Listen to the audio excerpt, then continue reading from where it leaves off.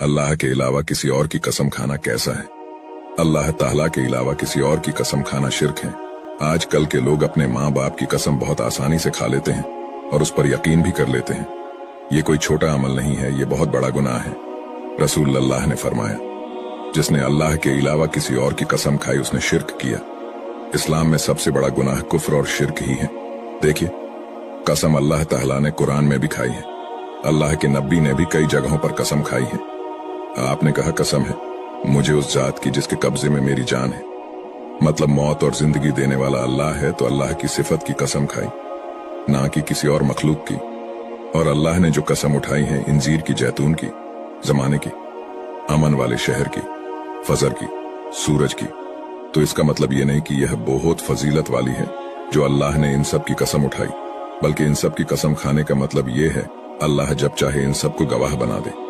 कसम उठाने का मतलब किसी को गवाह बनाना होता है। बहुत मुसलमान इन सब बातों से बेखबर हैं। इसलिए आप सभी ज्यादा से ज्यादा इस हदीस को शेयर करें और लोगों को शिर्क करने से बचाएं, और अल्लाह सबको जहन्नम से बचाए। नेक अमाल करने की तौफीक अता फरमाए।